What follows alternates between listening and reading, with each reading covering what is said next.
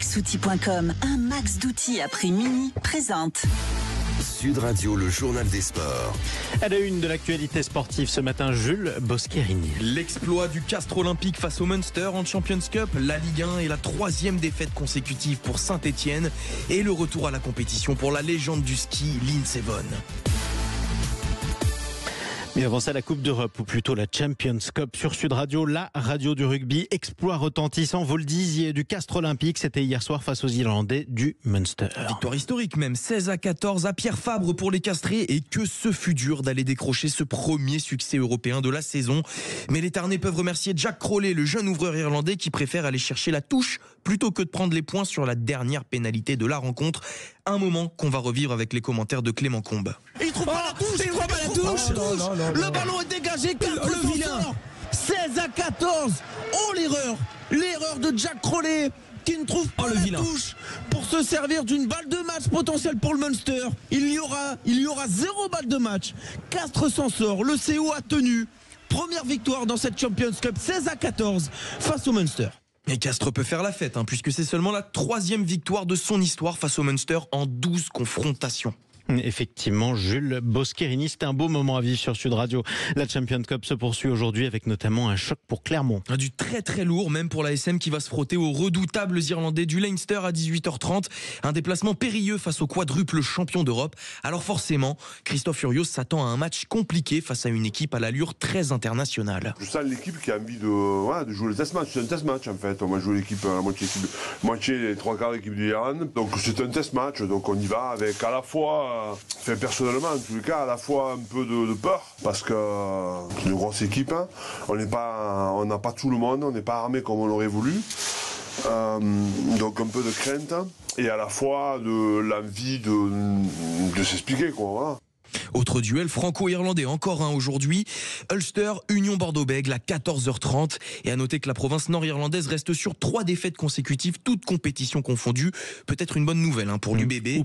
Et puis dernière équipe française à jouer aujourd'hui, La Rochelle reçoit Bristol à 21h. Absolument, allez, on reste sur le ballon ovale, mais on parle de la Pro D2, c'est aussi à vivre sur Sud Radio. On vient notamment sur une très belle victoire de Grenoble. Succès 34-22 au Stade des Alpes pour des Grenoblois, auteurs d'une première mi-temps de haut vol dans ce choc entre le premier et le deuxième du classement. Mais ce sont pourtant les brivistes qui ouvrent le score, mais les locaux ne lâchent rien et se remettent sur les rails grâce à cet essai du pilier Giorgi Pertaya que l'on revit avec les commentaires de Pierre Amiche. C'est peut-être écroulé du côté briviste, il y a un avantage, on va continuer à pilonner avec Giorgi Pertaya qui va aller conclure le premier véritable temps fort dans les 22 mètres brivistes. Ça a été bien construit par les avants grenoblois et le pilier droit Giorgi Pertaya qui va aller conclure en pick and go et en solitaire sur la gauche des poteaux. Et parmi les autres rencontres de la 14e journée de Pro D2, Biarritz s'impose 16-0 et enfonce un peu plus le promu niçois. Oyonnax Étry Angoulême 53-10 et même son de cloche pour Agen qui l'emporte largement 43-17 face à Aurillac. Et on notera également la victoire de Nevers sur Colomiers 23-15 avec un carton rouge. Résultat au classement, Grenoble les seuls leaders du championnat, toujours suivis de Brive, Béziers 3e, Biarritz, Dax et Provence complètent le top 6. Allez, on passe au football avec la Ligue 1 et cette victoire pour le TFC. Revers 2-1 pour les Verts, Saint-Etienne qui s'incline sur la pelouse du Stadium et c'est la 3e défaite en 3 matchs malgré une amélioration dans le jeu. La suite de la 15e journée de Ligue 1 aujourd'hui avec 3 matchs au programme.